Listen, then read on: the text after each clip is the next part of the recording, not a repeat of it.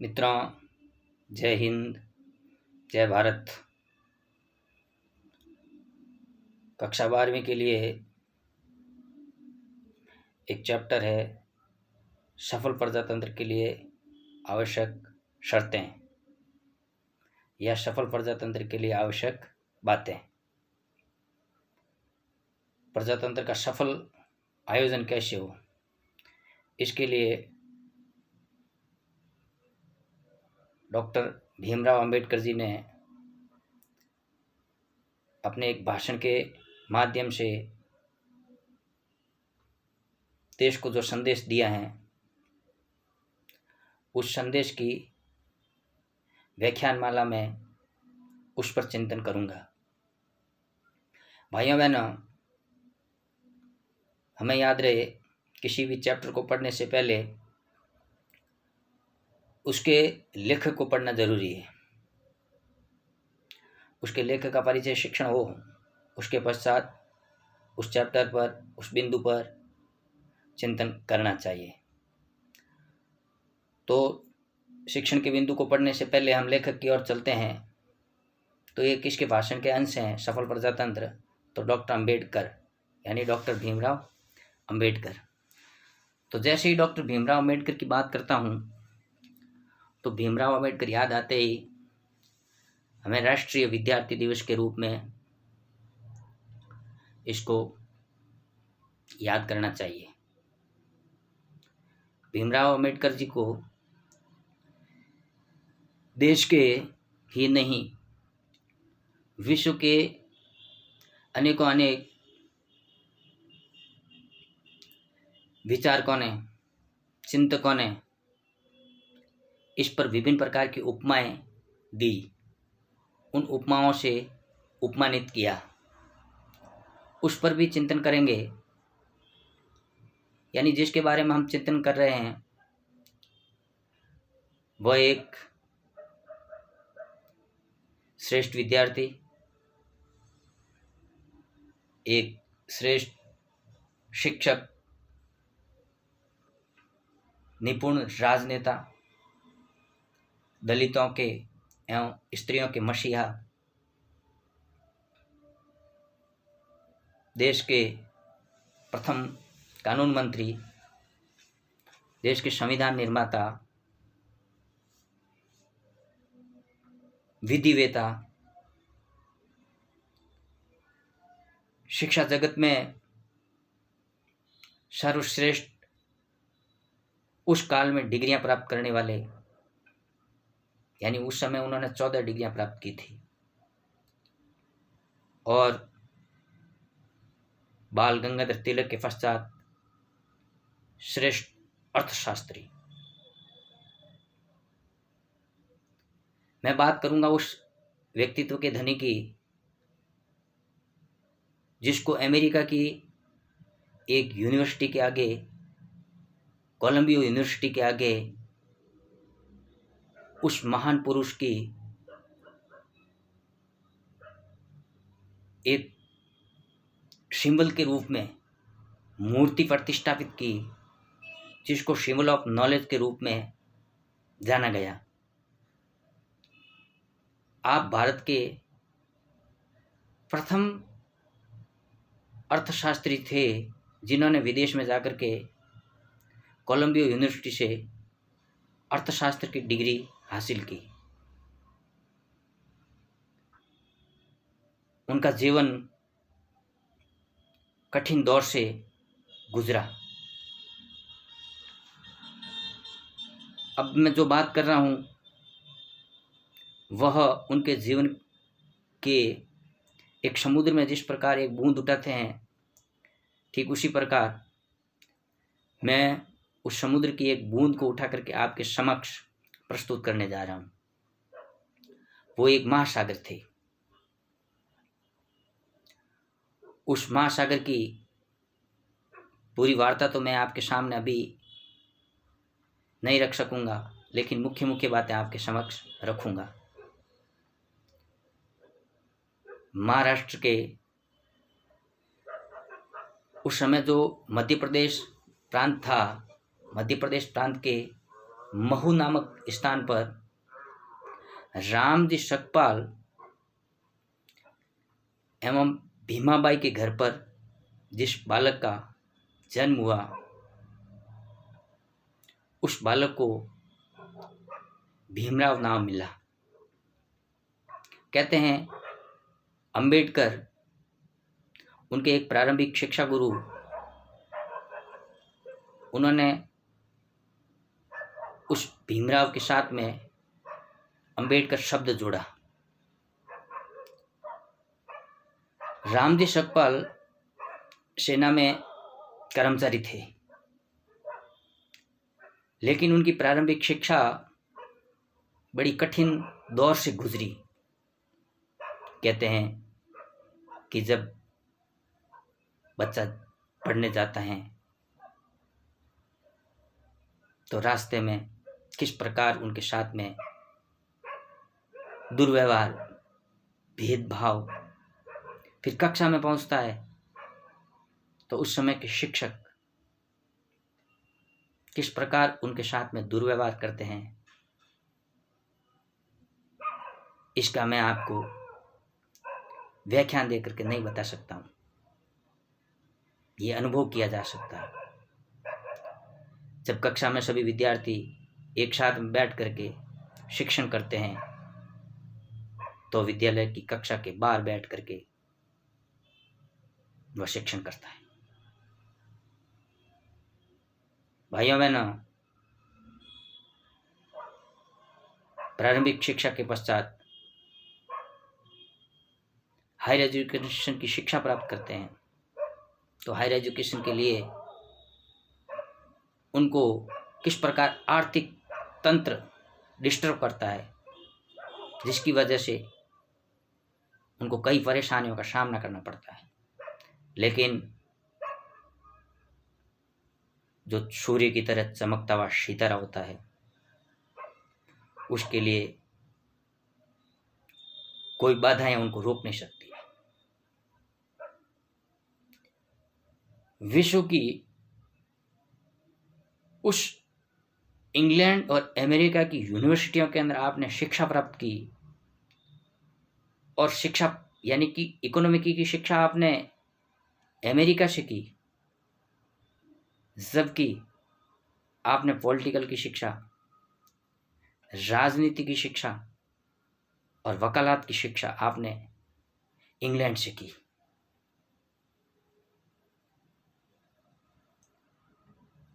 भारत का बच्चा जब इंग्लैंड में जाता है तो दृष्टांत आता है कि जिस यूनिवर्सिटी के अंदर जहाँ पढ़ता है, शेष बच्चे लंच के लिए जाते हैं, लेकिन वह बच्चा जिस क्लास में पढ़ता है उसी क्लास में बैठ करके शिक्षण करता है। उसको शिक्षण का शौक अपने घर में भी पूरा कर सकता था, लेकिन वहाँ क्यों? तो पढ़ने में आता है कि एक समय का भोजन, एक समय का ही भोजन लाता था, एक समय का ही भोजन करता था, और एक समय यानी शाम के समय ही भोजन करता था। दोपहर के समय उनके पास भोजन की व्यवस्था नहीं थी, इसलिए सभी बच्चों से जी चुराने के लिए वो बैठे बैठे वहाँ किताबें पढ़ता था। वहाँ की जो पुस्तकालय था, उस पुस्तकालय की पुस्तकें खंगालता था। कहते हैं क्रिश्चियन प्रोफेसर ने उनसे इस प्रकार देखा तो उनसे जाकर के पास में बैठ करके उनसे वार्तालाप की और उनको हृदय से लगा करके पूछा कि बेटा क्या समस्या है। तब उन्होंने अपनी समस्या का आकलन उस प्रोफेसर महोदय के साथ में शेयर किया। उन परिस्थितियों के अंदर उनकी घर की माली हालात और उनकी घर की जो दयनीय दशा थी, उस दयनीय दशा का मैं आपको यहाँ वर्णन करके क्या बताऊं। आप कभी उनकी जीवनी उठा करके पढ़िएगा। भाइयों बहनों, B.R. अम्बेडकर की बात करते हैं तो सिंबल ऑफ नॉलेज, जिस यूनिवर्सिटी में पढ़ा उस यूनिवर्सिटी के अंदर कहते हैं कि पिछले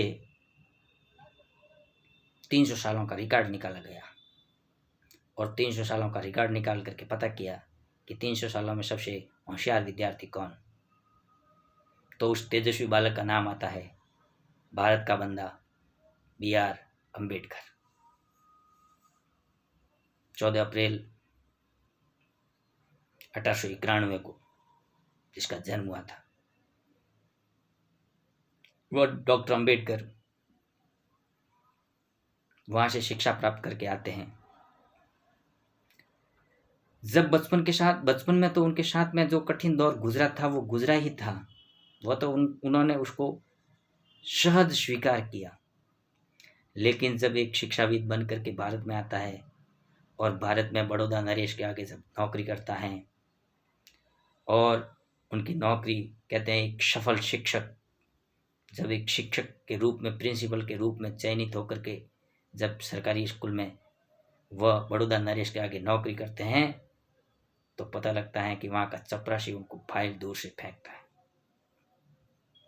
कैसी वेदना रही होगी उनके हृदय के अंदर, किस प्रकार का समाज ने उनके साथ बर्ताव किया।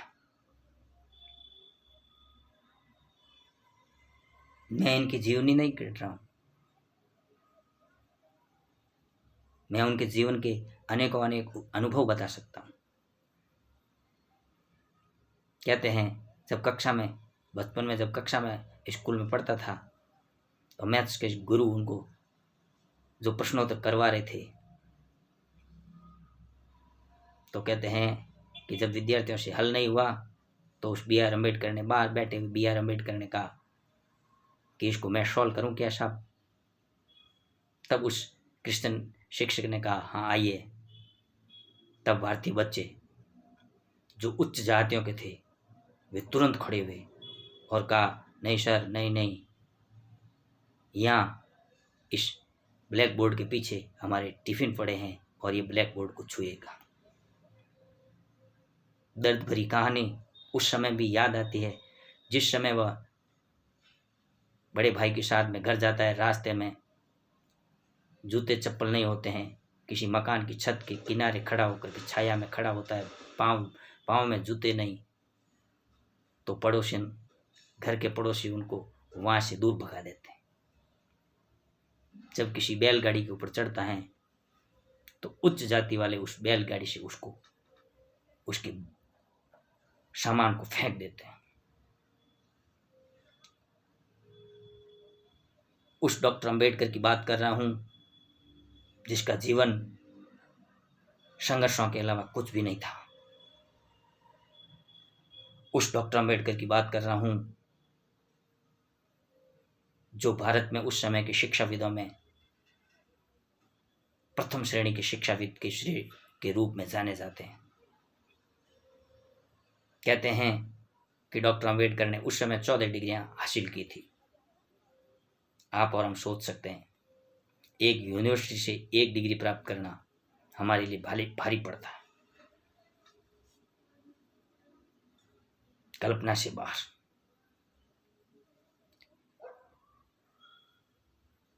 बड़ौदा नरेश ने उनको शिक्षा हायर एजुकेशन प्राप्त करने के लिए फॉरेन कंट्री छात्रवृत्ति दे करके भेजा और उनकी छात्रवृत्ति के द्वारा उन्होंने हायर एजुकेशन के विभिन्न आयाम पूरे किए। और फिर जो उनकी शिक्षा, मैंने आपको कहा कि जो शिक्षा जिस प्रकार उन्होंने प्राप्त की उस शिक्षा के साथ उन्होंने अपना साहित्यिक और राजनीतिक जो जीवन प्रारंभ किया। तो आपने और हमने पढ़ा होगा गोलमेज सम्मेलन 31-32 के गोलमेज सम्मेलन 1931 और 32 के राउंड टेबल। आपने पढ़ा होगा पूना पैक्ट, कभी जाइए पूना पैक्ट को पढ़िएगा, गोलमेज सम्मेलन को पढ़िएगा, अछूतों के जीवन उद्धार की बातें उनके जीवन पढ़िएगा, स्त्रियों के लिए उन्होंने स्त्री उद्धार के जीवन के बारे में पढ़िएगा। उनका जीवन एक मानव जीवन की संदेश की एक चलती फिरती पुस्तकालय की भांति एक अदम्य साहस से भरा हुआ था। कहते हैं कि तालाब में अछूतों को पानी भरने नहीं दिया जाता था। जहाँ उस महाराष्ट्र के चौदार तालाब की बात कर रहा हूँ, चौदार तालाब के अंदर वहाँ कहते हैं कि अछूतों को पानी नहीं भरने दिया जाता था। तो अंबेडकर साहब ने उनका विरोध किया, और विरोध भी कैसे किया तो सुनिए। वहाँ के उस समय के जो विद्वान और विदुषी जो पुरुष और स्त्रियां खड़े थे, उनको क्या कहा, जिस तालाब के अंदर कुत्ता पानी पी सकता है, जिस तालाब में भैंसा नहा सकता है, जिस तालाब में गधा पानी पी सकता है, उस तालाब में मनुष्य को पानी नहीं भरने दिए जाना, ये कहा कि न्याय व्यवस्था है।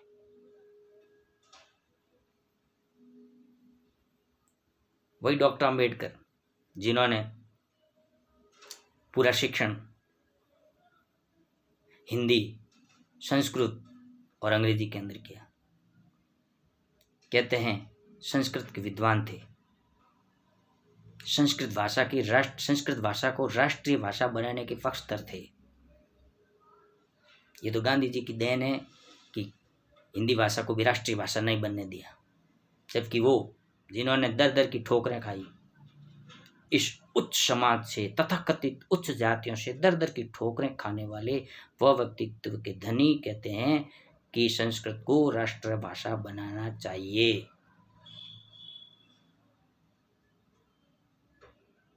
वह व्यक्ति इंग्लैंड और अमेरिका फट करके आने के पश्चात वहाँ जब दिखते थे तो शुटेट बुटेट दिखते थे। ऐसा लगता था, वो इसलिए लगते थे कि मैं शिक्षाविद हूँ, लेकिन उन्होंने इस बात को भी अपने जीवन के पक्ष के रूप में रखा कि कोर्ट में अगर कोई एडवोकेट न्याय करता है तो वो उसकी भाषा में उसको न्याय देना चाहिए।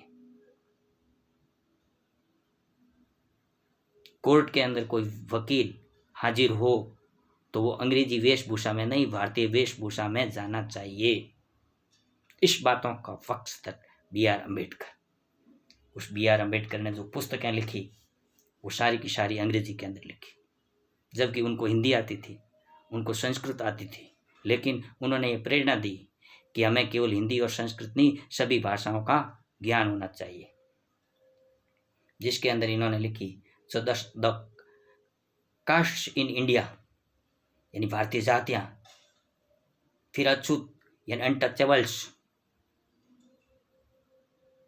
their mechanism, genesis and development, who are Shudraj, Buddha and his Dhamma, thoughts in linguistic states।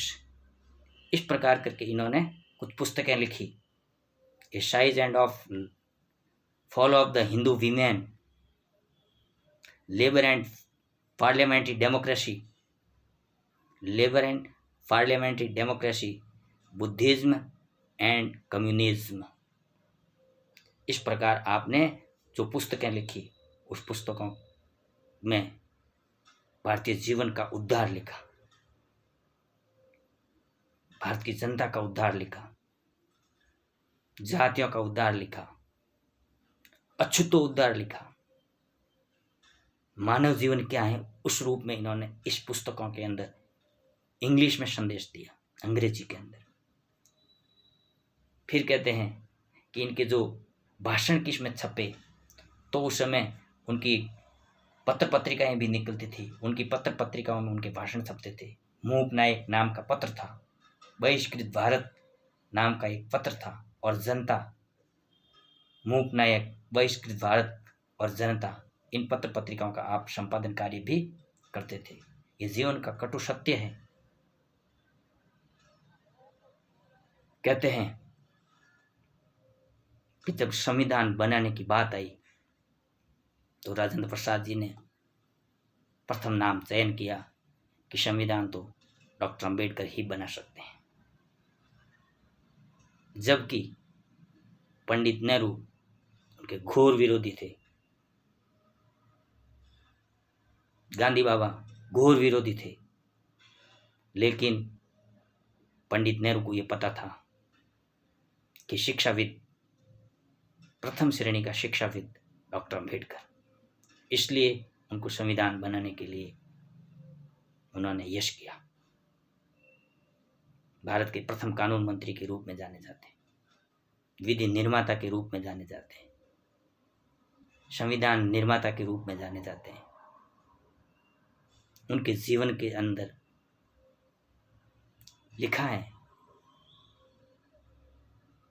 उन्होंने कि मैं भारतीय संस्कृति का पोषक हूं, मैं भारतीय संस्कृति का पालक हूं, मुझे मेरे जीवन में भारतीय संस्कृति रग रग में समाई हुई है। लेकिन आज की तो तथाकथित जो विचारधाराएं हैं, उस तथाकथित विचारधाराओं को इस पर चिंतन करना चाहिए कि बी आर अम्बेडकर को पढ़ें। केवल बी आर अम्बेडकर को, भीमराव अम्बेडकर को अछूतोद्धार के रूप में ही नहीं पढ़ करके राष्ट्र रक्षक, राष्ट्र का संरक्षक, राष्ट्र जीवन का एक अनुपम उदाहरण रूप में पढ़ें। भाइयों बहनों, बी आर अम्बेडकर की अनेकों बातों जिस पर हम एक एक बिंदु पर चिंतन कर सकते हैं, लेकिन इस वीडियो के परिचय शिक्षण के अंदर हमें इतना याद रखना चाहिए कि सफल प्रजातंत्र के लिए जो आवश्यक बातें बताई, उस आवश्यक बातों में बी आर अम्बेडकर का बहुत बड़ा योगदान था। उनके भाषण के अंश के रूप में यहाँ पर जो सफल प्रजातंत्र चैप्टर दिया गया है, उस सफल प्रजातंत्र को इसके अगले वीडियो में पढ़ेंगे। लेकिन वीडियो को पूरा सुने, लाइक एवं सब्सक्राइब करें एवं अपने मित्रों को आगे भी भेजें। जय हिंद, जय भारत।